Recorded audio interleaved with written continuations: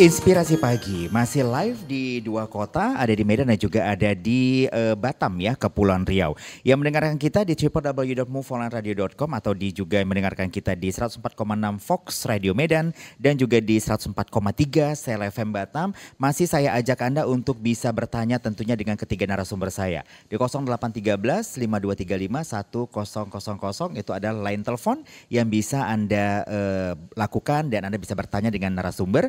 Dan tadi sebelum saya break ada satu pertanyaan dari Natalius yang ada di Darussalam. Saya ulangi lagi Bapak Ibu pertanyaannya. Apa yang dilakukan jika pelaku pemohon pendaftaran merek meninggal dunia? Apakah sanggahan penolakan merek tersebut bisa diteruskan oleh ahli waris? Ini mungkin ke Pak Ikna secara langsung. Silakan Pak Ikna. Jadi pertama kan dalam proses permohonan pendaftaran merek pertama setelah pemeriksaan administrasi ada publikasi selama 2 bulan. Khusus hari ini kita berbicara publikasi. Kalau bicara keberatan ada pihak-pihak yang berkeberatan itu hak setiap orang. Jadi tidak perlu sebenarnya dia pakai ahli waris atau apa, itu hak setiap orang pun bisa. Cuman harus ada memiliki korelasi hukum yang kuat dia sampai mengajukan keberatan ini. Tapi kalau kondisinya dia meneruskan ahli waris ya boleh Pak, karena alibi-alibi hukumnya mungkin pendekatannya selaku first to use pengguna pertama tentu ya nanti almarhum ahli waris lah. Iya. Nah, jadi bisa diteruskan oleh anak-anaknya atau pewarisnya. Tetapi sebenarnya tidak perlu berbicara betul, itu hak setiap orang, hak publik untuk mengajukan, itu hak publik yang disediakan pemerintah terhadap ada tidaknya keberatan terhadap permintaan pendaftaran merek. Baik, ini ada kebetulan karena ada kebetulan orang tuanya boleh meneruskan, boleh ya Pak ya. Baik, ada pertanyaan juga masih ke Pak Ikna juga. Ini Yudi di Medan Maimun mau bertanya ke Bapak dari Kementerian Hukum, katanya dokumen apa saja yang diperlukan untuk mengajukan permohonan merek, bagaimana aturan pelampiran mereknya, apakah dapat diajukan secara online, apakah tersedia proses penelusuran merek yang dibutuhkan sebelum pengajuan, jika ya bagaimana prosedurnya. Saya yakin Bapak menjawab silakan ke kantor gitu ya Pak ya, Jalan Putri Hijau gitu nggak sih? Izin Ibu ya, mohon maaf ya Ibu, saya tunggu di kantor saja Bu, di Jalan Putri Hijau Bu ya, karena ini akan banyak nanti marah dari MC-nya, marah sama saya Bu kalau saya jelaskan satu persatu. Jadi Ibu mohon maaf, saya tunggu di kantor saja Bu ya. Ketemu siapa kalau di kantor Pak? Nah, dengan Pak Ignatius juga boleh, dengan boleh saya ya sendiri Pak Bu. Ya, baik. Ini pertanyaan sangat lengkap sekali dan saya rasa kalau Pak Yudi bertemu langsung Pak Ikna ini akan lebih clear dan lebih jelas apa semua yang Anda tanyakan. Begitu ya Pak Ikna ya? Iya Pak. Baik, saya balik ke Ibu Flora. Ibu Flora, kalau tadi sebenarnya ada 2 pertanyaan sudah dijawab dengan cukup tegas dan juga lugas oleh Pak Ikna. Sebenarnya yang saya tanya, dalam konteks HAM bagaimana pandangan Ibu sendiri terkait dengan isu akses publik terhadap obat-obatan esensial atau juga yang terhalang oleh obat paten ini? Mungkin langsung by case ya yang saya tanyakan ke Ibu Flora yang mungkin saat ini banyak juga diperbincangkan oleh banyak orang tentunya di online. Silakan. Oh iya Bang Jaki, ini kedua-duanya ini sebenarnya hak dari sisi hak asasi manusia itu hak yang fundamental ya. Itu yang pertama, hak atas kekayaan intelektual paten obat tersebut. Kemudian di sisi kedua kita berbicara hak atas kesehatan. Betul. Iya, jadi begini, kalau terkait dengan jaminan bagi penemu itu di dalam paten ataupun obat-obatan itu kan harus mendapatkan pengakuan dan manfaat ekonomi. Ini di pasal 23 di DUHAM-nya itu sendiri, itu ada di Kovenant Internasional terkait dengan ekonomi sosial budaya itu ada diatur itu. Bahwasanya itu diharuskan mendapatkan pengakuan dan juga mendapatkan hak ekonomi. Di sisi lain, kalau hak atas kesehatan ini bicara yang lebih luas lagi tentunya ya. Itu ya. Di sana itu kan standar kesehatan tertinggi itu harus dapat dicapai. Itu yang pertama dari sisi hak asasi, termasuk akses obat-obatan tadi, paten itu sendiri gitu. Itu ada di Kovenant Internasional Ecosop itu juga di pasal 12-nya. Jadi begini, kalau berbicara di antara hak paten atau hak atas obat-obatan tersendiri itu sendiri dan juga hak kesehatan itu merupakan sama-sama fundamental. Tetapi kita akan melihat hak atas kesehatan itu adalah hak utama. Hak yang sangat fundamental. Jadi di dalam kerangka HAM, hak untuk hidup ataupun hak untuk mendapatkan kesehatan dengan standar yang sangat tinggi itu suatu keharusan. kewajiban ya. Iya, itu suatu keharusan yang bagi pemerintah ataupun negara untuk dipenuhi. Seperti itu. Karena itu merupakan hak bagi masyarakat. Jadi pada saat masyarakat itu memiliki hak, maka pemangku kewajiban untuk memenuhinya itu adalah negara ataupun pemerintah. Termasuk juga memberikan keringanan ataupun memberikan beberapa kompensasi untuk mendapatkan hak atas akses obat-obatan tadi. Hak atas akses. Benar, Oke, betul. ataupun paten itu sendiri. Jadi dengan kata lain yang saya mau sampaikan itu, hak paten itu penting, sangat penting. Tetapi hak hidup ataupun hak atas kesehatan itu adalah hak asasi manusia. Seperti itu, Fundamental Bang ya. Jaki. Baik, sebenarnya menarik, mungkin di segmen selanjutnya kita akan bisa lebih concern berbicara masalah hak kesehatan tadi ya Bu Flora ya. Mungkin nanti di episode-episode selanjutnya. Tapi ini merupakan terakhir pertanyaan saya sekaligus juga closing statement dari Bu Flora yang ingin saya tanyakan, tantangan terbesar ini. Anda sebagai Kanwil yang memiliki wilayah kerja, Sumut dan juga Kepri berbicara mengintegrasikan prinsip HAM dalam pelayanan ini sendiri apa Bu Flora? Sekaligus juga langsung closing statement. Tantangan terbesar itu sebenarnya yang pertama itu hampir sama menurut saya ya.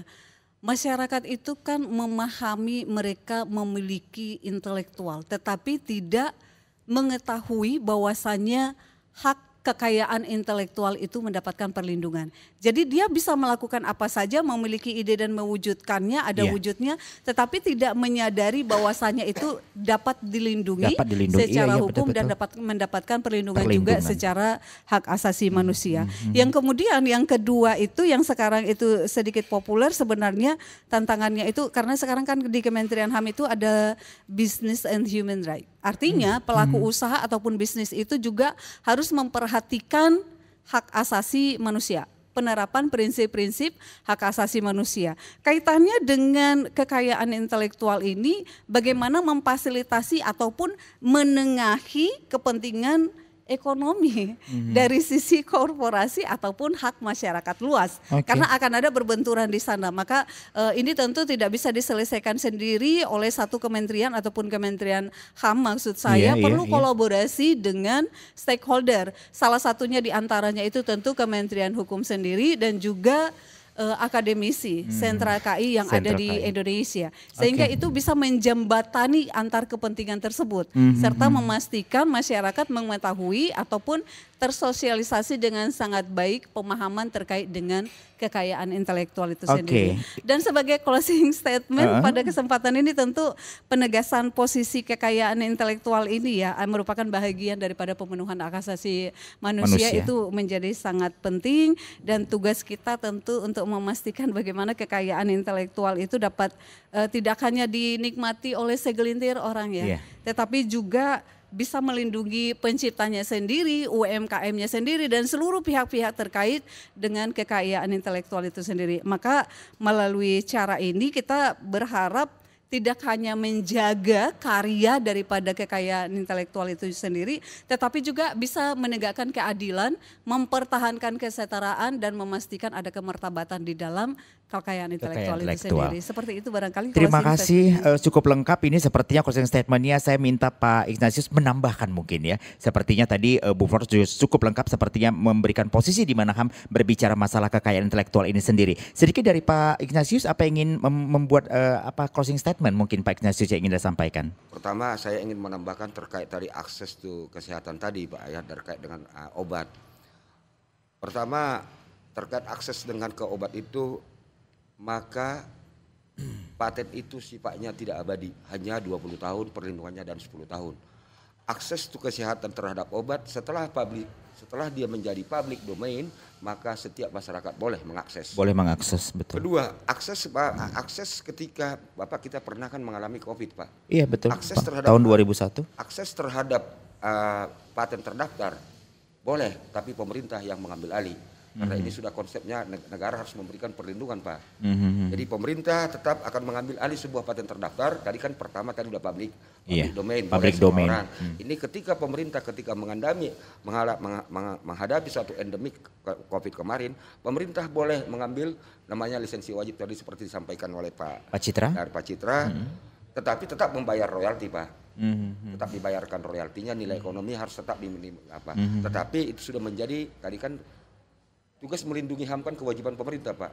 Jadi akses ke obat itu pada saat itu diambil alih oleh pemerintah dengan royalti dengan license wajib namanya Pak. Oke, terima kasih Pak Igna yang sudah memberikan closing statement yang cukup jelas tentunya. Saya ingin brokernya ini yang masukin. Iya, silakan. Setelah tadi ada Bu Flora dan juga ada Pak Ignatius, apa yang mungkin dari akademisi Bang Citra, Anda membungkusnya seperti apa sih berbicara tentang KI, intelektual perspektif hak asasi manusia dari kacamata seorang akademisi. Selaku juga closing statement Bang Citra. Ya baik, kami selalu memahami bahwa hukum itu harus bisa merefleksikan dirinya. Jadi kalau kita berbicara tentang kekayaan intelektual dalam perspektif HAM, itu bagi kami HAM itu adalah refleksinya. Jadi ketika kita berbicara kekayaan intelektual, kita bukan hanya bicara tentang hak ekonomi individu, tapi bagaimana kemudian manfaatnya bagi orang banyak, akses kesehatan, pendidikan, gitu dan seterusnya. Jadi artinya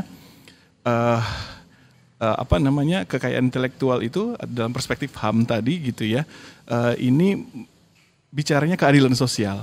Makanya kami dari Fakultas Hukum saya selalu sampaikan mahasiswa hukum itu harus cerdas berhukum. Harus seperti pohon ya, akarnya itu kalau kita bicara Pancasila keadilan sosial, batangnya atau pohonnya itu harus kokoh terhadap hukum dan HAM, dan setiap daun-daunnya harus bisa memayungi inovasi dan kreativitas. Oke.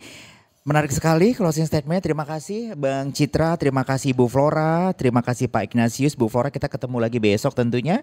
Masih di Inspirasi Pagi dengan narasumber-narasumber lainnya. Terima kasih juga Anda yang sudah berinteraksi dengan kita tadi, yang lagi di jalan, hati-hati di jalan.